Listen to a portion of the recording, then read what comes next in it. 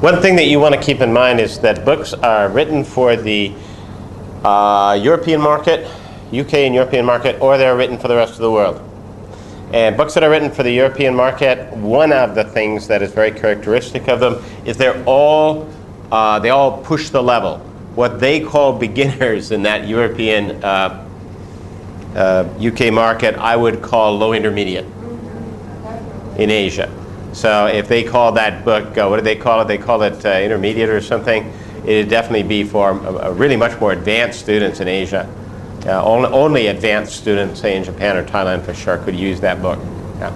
So you got to bump it up and knock it up a bump. Okay, a book that you guys didn't like, or at least one or two you didn't like. And they're preparing to go to a United States college or university.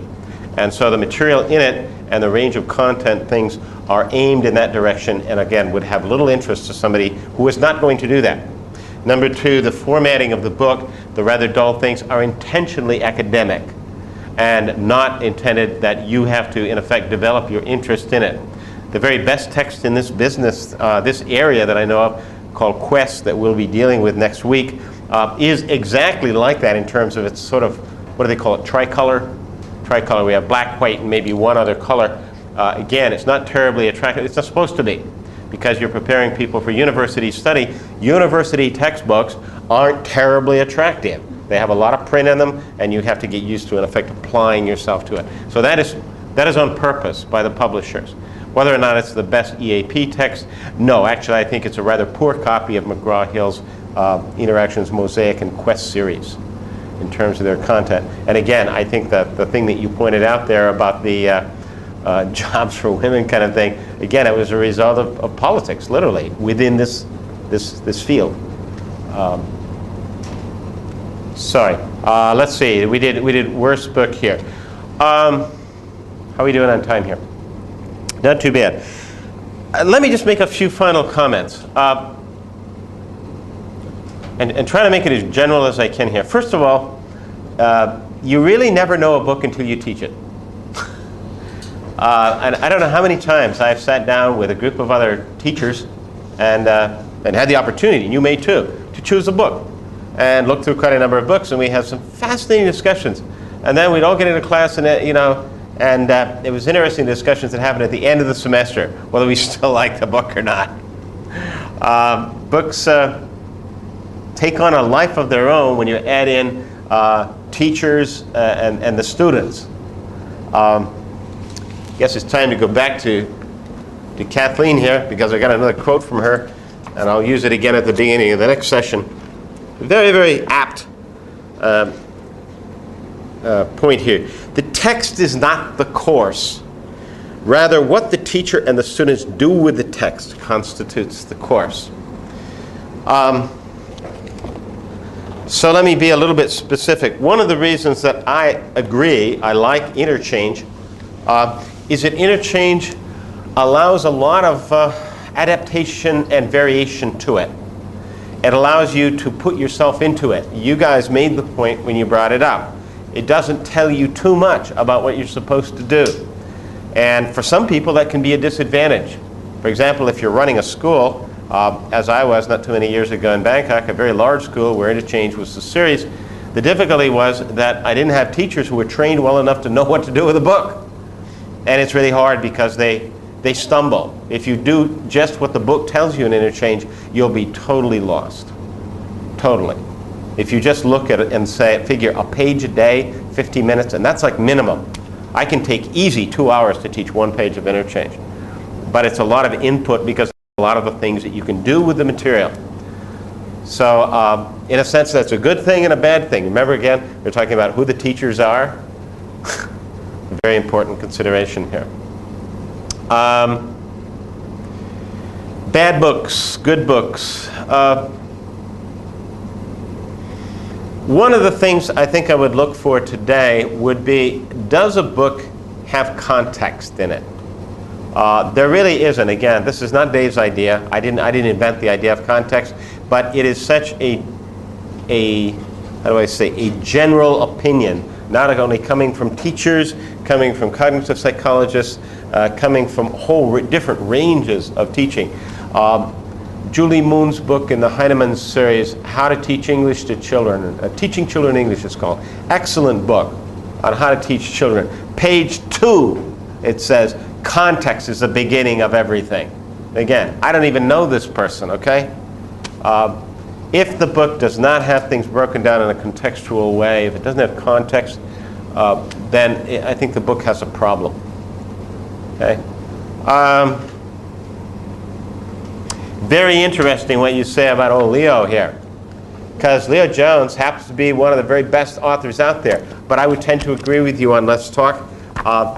Again, back in the days when I had 20,000 students, sort of not at my beck and call, but I was buying books for 20,000 students. I knew Leo Jones. He wouldn't know me from spit anymore. But talk to him about this. He rushed these books out. I know he did, because he had very little time. He put out... Yeah, you're right. Good observation. Please notice one thing that he did, and he didn't invent it. Matter of fact, this guy did.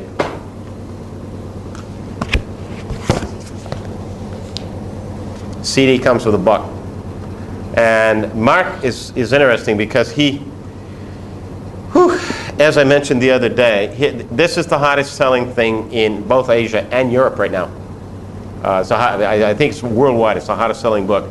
Why? Well, because Mark has put everything in here that currently people believe in. First of all, it starts with focused listening activity. You start by discussing some pictures, talking about it. Setting, starts with a C, ends with a T, and has an X in it. Setting context, okay? Then he goes on to a little activity, unscramble some sentences. A little look at language form, modeling, context more, okay? Then it goes to listening activity.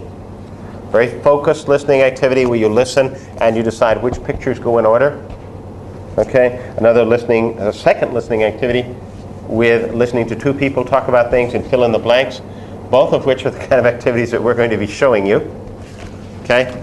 Then, and only then, it goes on to a conversation, which again is taught as a listening first, and then as practice with your partner, giving variations or expanded vocabulary to use. Going on to the next page, going on to a communicative activity, which is, we'll get into this next week, an information gap. Student A, student B. Okay? And so they each have their script and can communicate. Going on from there to sort of a language check, highlighting grammar. In this unit it says, 5 minute. Look through this unit, find frequency adverbs, circle them, find time expressions, underline them. You have only 5 minutes, and it gives an example. Okay? Now this is an example of, as I say, the current, best use of grammar in the classroom is highlight it. Don't talk about it, don't explain it, but have them notice the grammar. Okay? It goes on from there to ensembles, which are actually rather clever reading and writing activities. In this case, it's a game. Okay? From there to some solo activities, something that a student can do self-access on their own, with a little box here in the corner saying, it's up to you. And in the back of the book, it has a journal where students, what are you doing to improve your English? Which practice idea did you try? And it has little pictures here to represent internet, write a letter, listen to music, see a movie, speak English to another person, give directions to somebody, look up new words in a dictionary. In other words, it pushes this idea of what can the student do outside of the classroom. Yes? Something else about that book, and I noticed that too, that in the beginning, that those boxes and things, pages that say it's up to you, are all throughout that book. But in the beginning, it asks you, why are you taking this class? Yes. What do you want from this class? Do you want to make friends? Are you going to school somewhere else for a job in the future? And I thought that was really interesting. Yeah. Now, lest that you think that I'm selling books or just prejudiced about this, I'll tell you what I think's wrong with the book too. What I think's wrong with it is there's not much room for innovation here. He's kind of done everything, and he kind of, in a way, one of the comments in the last group that they said, well, it just looks too busy to me. And I understand what they're saying. I think it's okay, but I agree, it's an awfully busy book. It's got a lot of stuff in it. There's sort of stuff everywhere. It doesn't leave room for an awful lot of innovation. It's pretty much, he has laid out a very good way to teach, but it doesn't really allow you to do a lot of modification within it. It's kind of like, do this, do this, do this, and do this. And I'll bet there's a lot of teachers who don't like the book because it doesn't leave any room for them or their own feelings about what their students need at any particular point. The other comment I think that some people might make is that while it's a very good book and very well designed, it really is a book written specifically for Asian students, particularly Japanese students. I think it would work fine in Thailand, probably Korea and Taiwan and China, but again, it's fairly narrowly focused, and it is clear that it's written for the kind of students that we would run into in Asia.